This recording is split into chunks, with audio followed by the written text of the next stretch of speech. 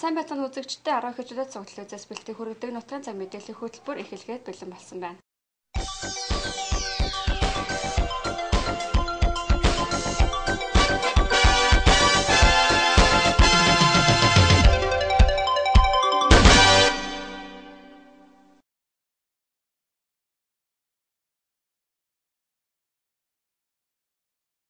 Эхний мэдээ өнөөдрийн эхэлцээгийн айлтгийн дарга нарын шуурхай хуралдаанаар бүсийн ажиллагаа хэмжээний төв үйл ажиллагаагаа танилцуулсан байна. Харин мэдээлэл шуурхай удирдлагын төвд урдны айдал нохоо устгал 9 дугаар багийн тогтны асуудал гээд давхурцсан байдлаар санал гомдол ирсэн байна. Өнөөдрийн шуурхай хуралдаан уламжлал ёсоор хуралдсан юм. Харин түрүү 7 хоногийн шуурхай хуралдаар эрүүл мэндийн газар үйл ажиллагаагаа танилцуулсан бол өнөөдрийн шуурхай хуралдаар бүсийн ажиллагаа хэмжээний төвийн үйл ажиллагаагаа танилцууллаа. Энэ жил төрийн үйлчлэгийн шинжилгээд иргэдийн оролцоо нэмэгдүүлэх жил болгоно. Зарласан тэрчүүднээс бүсийн ажиллагаа хэмжээний төв иргэдийн хурж ажиллах өвчин бүр дээр хяналт тавих картыг бий болгосон байна. Мөн засаг даргын мөрийн хөтөлбөртөө уялдуулж хийсэн ажлын тайлангаа шуурхай хуралдаар тайлхансан юм а. Харин эдгээр ажлын биелэлтийн хувьд 87% байгаа хэмээн хэллээ. За өнөөдөр ингээд Хэл салбарын дарга нарын шуурхай мэдээлэлээр одоо бүсийн онцлог хэмжээ төвөөс 2013 онд хэрэгжүүлсэн ажлын тайлангаа тавилаа. За энэ ажлын тайлангаа болохоор засаг даргын мөрийн хөтөлбөрийн биелэлт мөн 13 оныг төрийн үйлчлэгээний шинжилэлд иргэдийн оролцоог нэмэгдүүлэх гэсэн жилийн болгосны хүрээнд хийсэн ажлуудыг бол товч танилцуулгыг хүлээж 14 онд ирэх төлөвлөгөөнд болохоор шинээр юу тусах вэ? Ямар санал байна гэдэг одоо бусад албадын дарга нараас сонсож ингэж мэдэж авч байна. Төлөвлөгөөр болж байна. За ингээ өнгөрсөн оны хамгийн гол үзүүлэлт нь бол бидний үйл ажиллагаанд толгуурлаар шинээр нэвтрүүлсэн юм бол ерөнхийдөө эмчилгээ онцлогооны хувьд бол нэлээд чанарын тал дээр нэлээд анхаарч ажилласан. Ялангуяа өвчин бүр дээр хяналтын карт гэдэг юм гаргаад хяналтын картыг бол хөтөлж ажилласнаар бид нарын стандартын эмчилгээ онцлогооны стандарт мөрдөл нэг оны эхэн дээр 52% байсан бол одоо нэг 84.2% болж ингэж өсөж байна. За соёлгын хяналтын картуудыг бий болгосноор одоо эмчилгээ соёлгын асаргаа бол одоо хаягдахгүй төлөө одоо энэ үйл ажиллагаа энэ биелэл засны 87% тэ тийм ээ 100% бол одоо үүндээ бас хүргэж чадаагүй ингээ энэ хяналтуудыг бол ингээ явуулж байна. За шинээр нэвтрүүлж байгаа юм болохоор тийм ээ нэлээх хяналттай ингэж дэвшилттэй үйл ажиллагаа явж байгаа. За хоёрдугаар нь тоног төхөөрөмжүүд бол засаг даргаас л маш их авч өгсөн. За ингээд энэ тоног төхөөрөмжүүдийг үйл ажиллагаагаа явуулаад тийм ээ хэдэн хүнийг үтсэн, ямар ажгаа гэдэг бол үзсэн. За одоо хамгийн гол асуулт нь тийм ээ манай онцлогоо Улаанбаатар онцлоготой нийлж байгаа юу гэж одоо сайн надад асуусан. Энэ бол үнэхээр одоо компьютерийн томограф болон дижитал эрентген 4D-ийнхнүүд ингээд авсан зураг юмуд хотод авчиад үзүүлэхэд бол яг одоо сонготой эмнэлэг ч юм уу 1-р эмнэлэг 3-р эмнэлэг бол эмч нартай яг онцлол нийлж байгаа. Харин өнгөрсөн 7 хоногийн мэдээлэл шуурхай удирдлагын төвд урдын адил иргэдээс ирсэн санал гомдол давхурцсан байна. Тухайлбал нохоо устгалын асуудал 9 дугаар багийн тогтны асуудал болон улсын бүртгэлийн хэлтс нийгмийн халамжийн хэлтсээр иргэдээс санал гомдол ирсэн байна. Мөн анхта тэмцэх үндэсний хөтөлбөр гарч хэлэлцүүлэг зохион байгуулсан тэрхүү хэлэлцүүлэг хэлэлцээгийн дарга нарын суухыг үүрэг болгосон ч хэд хэдэн хэлэлцээгийн дарга нар суугаагүй байна. Тухайлбал нийгмийн даатгалын хэлтс шүүхийн шийдвэр гүйцэтгэх алба зэрэг албадын дарга нарыг аливаа хурал хэлэлцүүлэг сууж байхыг үүрэг болгосон юм а. Харин эх 7 хоногоос аймгийн иргэдийн төлөөлөгчдийн ээлжид хуралдах учраас хэлэлцээгийн дарга нарыг мэдээлэл өгөх бэлтгэл ажлыг хангахыг үүрэг болгосон юм а.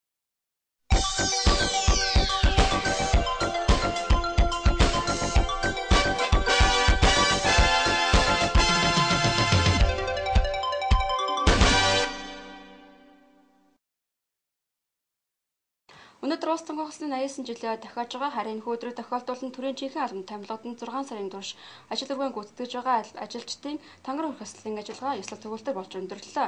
Харин энэ ажиллагаанд 17 хүн оролцсон байна. Өнөөдөр улс тоног хосны 89 жилийн баярын өдөр тохиож байгаа. Энэ өдрийн тохиолдол манай аймагт төрийн жинхэнэ албан томилогдсон 17 хүн тангар өрх ёслолын арга хэмжээг зохион байгуулсан юм. Тухайлбал төрийн захиргааны албанд 4 хүн, төрийн үйлчлэгээний алба болох цонцоо байдлын албад 13 хүн энэ жил шинээр томилогдсон ажилласан байна. Эдгээр ажилчид төрийн албанд томилогдсноос хойш 6 сар болсон учраас энэхүү өдрийг сонгон авч энэхүү тангараа өргөлөө. Энэхүү ёслолын арга хэмжээнд аймгийн засаг дарга оролцож жинхэнэ албанд томилогдсон хүмүүст хандаж үг хэлсэн юм. Тэрээр хэлэхдээ төрийн албанд өнөөдөр асар их өрсөлдөөн бий болсон. Энэхүү өрсөлдөөн дунд шалгарч томилогдсон өнөөдөр тангар өргөд хязгаарч энэ албанаас буухгүй гэж бүх бод. Учир нь дараагийн хүн чинь бэлэн байгаа. Тийм учраас хичээж ажиллаарай хэмээн хэлж байлаа. Төрийн тусгай албан хаагч болж байгаа нийт албан хаагч нарт баяр хүргэж ажлын амжилтыг хүсэж өрөөж байна. Тэгэхээр төрийн албаны хуулийн дагуу жилд 2 удаа хангар хүрэх арга хэмжээ зохион байгуулдаг. Нэг нь бол улс тунхагласны буюу бидний ярьдаг бүгд найрамд улс тунхагласны баярын өдөр буюу 11 сарын 26. За нөгөөх нь улс хувьсгалын ойн баяр буюу 7 сарын 10-нд хангар хүрдэг юм боломжтой. За энийг бол зүгээр сонгож байгаа юм биш. Энэ бол Монгол улсын бүрэн эрх тусгаар тогтнолын төлөө тэмдэглэлт өдөр учраас энэ арга хэмжээг зохион байгуулдаг юм аа. Тэгэхээр өнөөдөр бол манай төрийн албанд тэр дундаа төрийн захиргааны албанд бол асар их өрсөлдөөн бий болсон. Өрсөлдөөн бий болсон нөхцөлд бол хүн өнөөдөр би төрийн албанд орлоо. Төрийн албанд орснороо би ажил үргээсээ ямар ч үед халахдахгүй юм байна гэсэн ойлголт байж болохгүй. Өнөөдөр өрсөлдөөн бий болсон үед бол өөрөө мэдлэгээ, ур чадвараа, за ёс зүйгээ, харилцаа хандлага сэтгэлгээгээ өөрчилж ажиллаж ээж энэ өрсөлдөөний нөхцөлд сайн ажиллана. Тийм учраас манай төрийн захиргааны албанд шинээр орж байгаа хүмүүс бол үнэт шударга, сэтгэл зүйн болоо биеийн хувь төвчээртэй өөрийнхөө мэдлэг оюуныг байнга тэлж ингэж ажиллаж ээж та нар төрийн захиргааны туршлагатай сайн албан хаагч болно. Нөгөө талаас төрийн захиргааны албан хаагчийн үндсэн ажил бол хууль биелүүлэх, хуулийн биелэлтийг зохион байгуулахын мөрөгтэй албан хаагч. Тийм учраас хууль зөрчихгүй, хуулийн биелэлтийг сайдар зохион байгуулж, иргэдэд энэ хуулийг сайн ойлгуулах тал дээр их онцгой анхаарч ажиллах шаардлага байгаамаа. Төрийн захиргааны жинхэнэ албан хаагчдад бол би үнэн шударгаар хуулийг биелүүлж ажиллана гэж байна. Манай онцгой байдлын тусгай албан хаагчд бол амь бие үл хайрлан тэмцэнэ гэж. Энэ нэрийн хооронд бол ялгаатай байгаа. Онцгой байдлын алба бол улсын тусгай алба. Онц чухал алба. Өнөөдөр улс оронд, аймаг орон нутагт олон аюул байнга бэлэн байдаг. Гал төмрийн аюул, үер усны аюул, зас судны аюул, бусад байгалийн бэрхшээл, хүн малын гоц халдвар төвчин гэх байнгын аюул биднийг дагалдаж идэг. Сүүлийн үед терроризмын аюул гэдэг. Энэ олон аюултай тэмцдэг хүмүүс бол манай онцгой байдлын албан хаагч.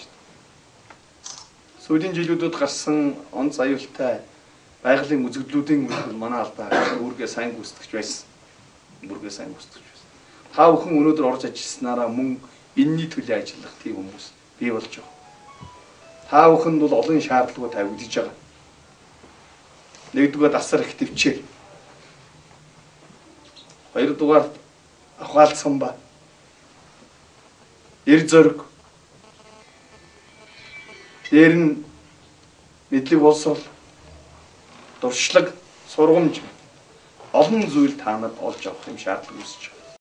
Ингээд улс тунхагласны түүх 89 жилийнхаар энэхүү 17 төрийн жинхэнэ албан хаагч хуулийг чандлан барьж хуулийг биелүүлэн ажиллагаа мөн амнасаа үл хайрлан тэмцээн тангаргалсан юм а.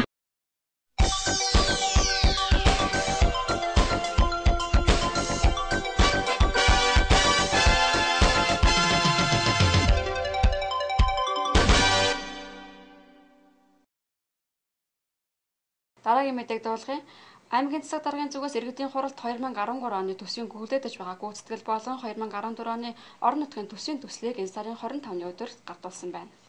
Өчигдөр буюу энэ сарын 25-ны өдөр аймгийн засаг дарга иргэдийн хурлын дарагт Өвөрхангай аймгийн 2013 оны төсвийн хүлээгдэж байгаа гүйцэтгэл хийгээд 2014 оны орон нутгийн төсвийн төслийг 25-нд багтан өргөн барьсан байна. Улсын хурлаас төсвийн зарлагыг аль болох буулгах, танах үргүй зардал гаргахгүй байхыг үүрэг болгосныг дагаж мөрдсөн төсөв болсон гэдэгт итгэлтэй байгаагаа дурдж байсан. Мөн төсвийн төсөл иргэдийн санал дээр тулгуурлаж байгаа учраас аль болох тэдний өмнө тулгамдж байгаа асуудлыг шийдэхэд илүү түлхүү чиглэгдээ ажиллана гэдгээ иргэдийн хурлын даргын зүгээс онцлог хэлж байлаа.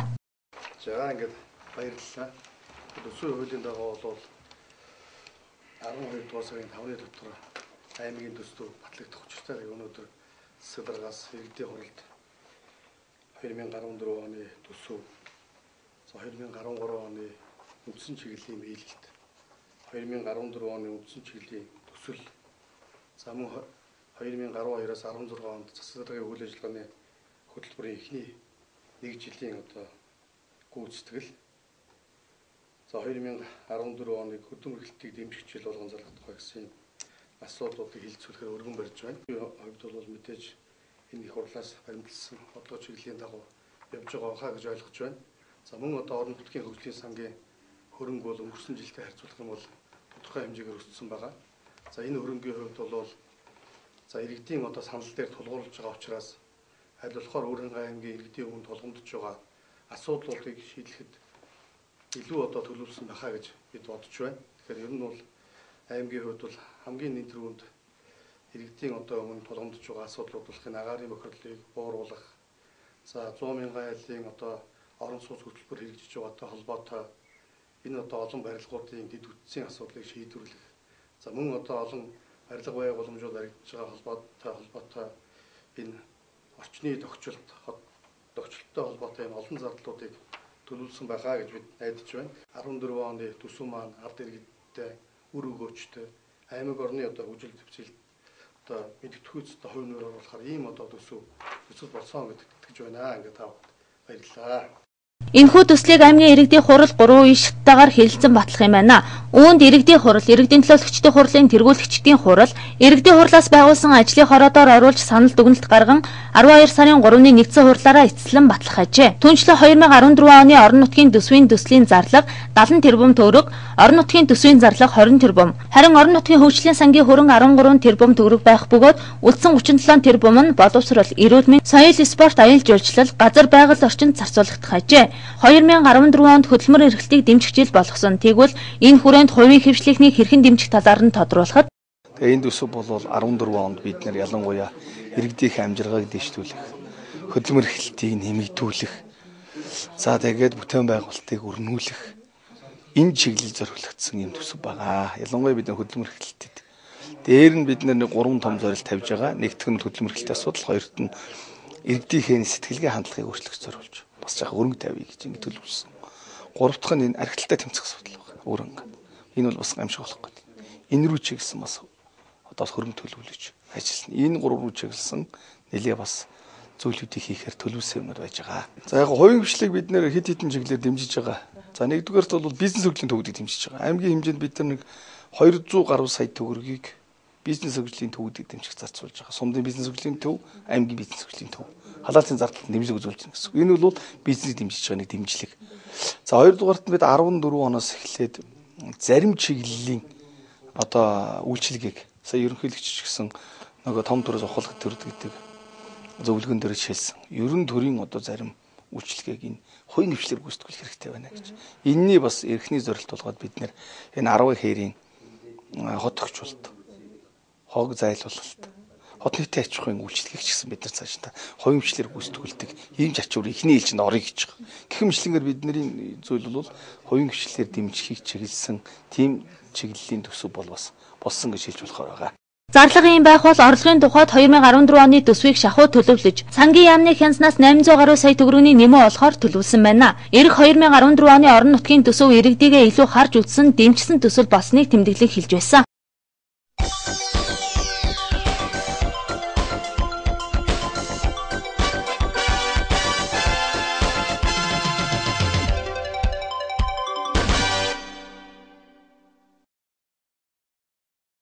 Иргэдийн хамгийн их хөрвүүлдэг газар бол Төв Бараанцах юм. Тэрчүүднээс өнөөдөр Төв Бараанцахын зүүн талд Сэтэнэл ашиглалтанд орсон байна. Иргэдийн хамгийн их хөрвүүлдэг газар бол аймгийн Төв Бараанцах юм. Харин иргэд олноор үйлчлдэг учраас бид засаг газар хамгийн тулгамдсан асуудал болоо зогсохгүй. Иргэд ил задгаа бид заснаас хөрсний бохирдол эрхэлж асуудал үүсэж байсан юм а.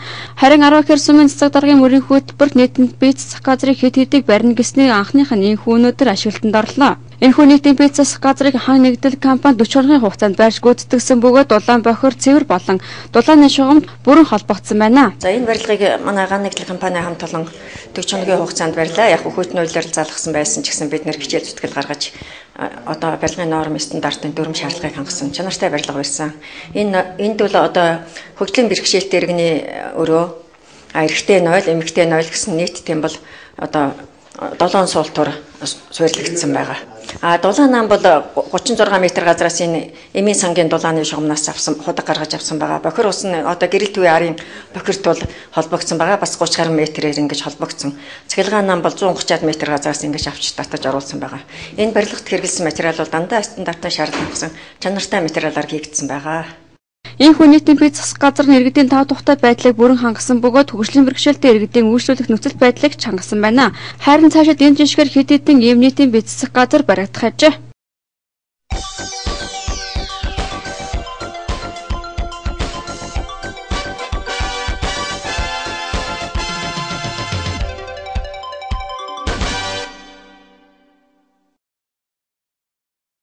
Орон нутгад болж өнгөрсөн үйл явдлын мэдээг хүргэлээ. Одоо та бүх үргэлжлүүлээд интернет мэдээгээ хүлээн авч үзнэ.